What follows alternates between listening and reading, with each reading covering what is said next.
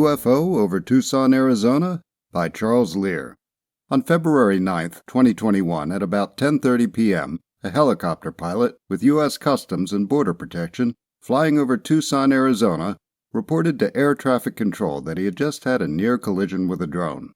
A Tucson Police Department helicopter was sent into the area, and the two helicopters followed the object and attempted to determine the location of whoever might be operating it. While it was described as a drone and a quad-copter, it was mostly tracked using night vision, and the only visual description was of a blinking green light. If it was indeed a drone, it attained an altitude well above the 400-foot limit set by the FAA, performed extraordinary evasive maneuvers, and had a power source that lasted far longer than a normal drone battery.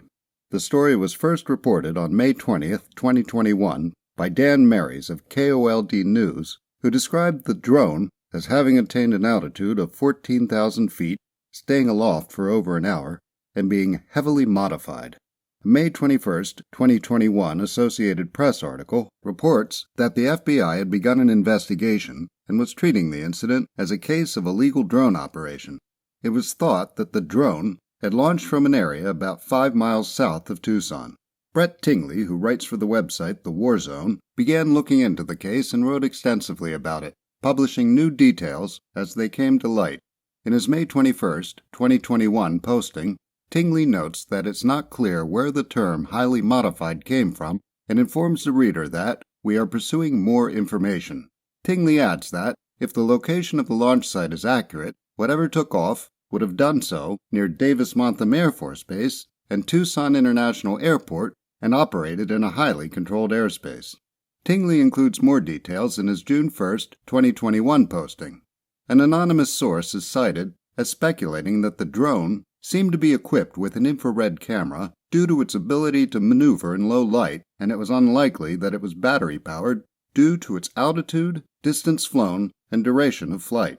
The source also stated that the drone was first spotted near some fuel tanks located near runway 12 at Davis-Monthan Air Force Base, which is definitely a restricted airspace.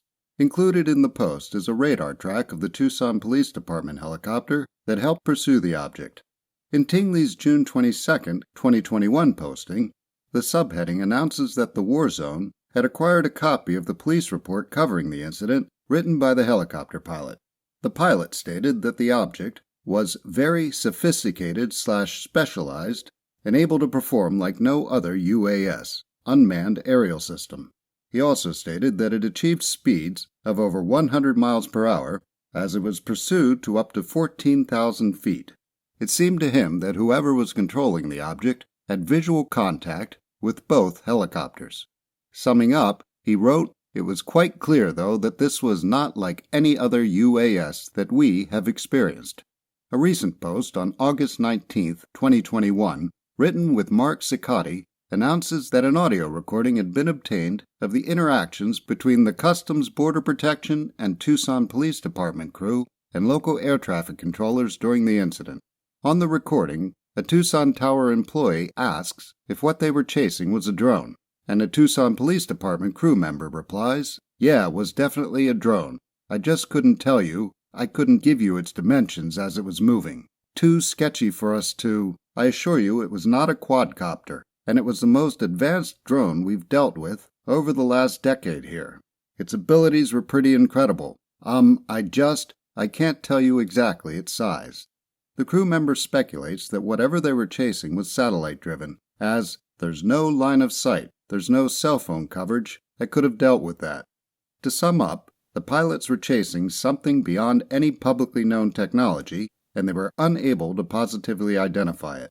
The question that could be asked in this case is this: if a flying object can't be identified, doesn't it qualify as an unidentified flying object?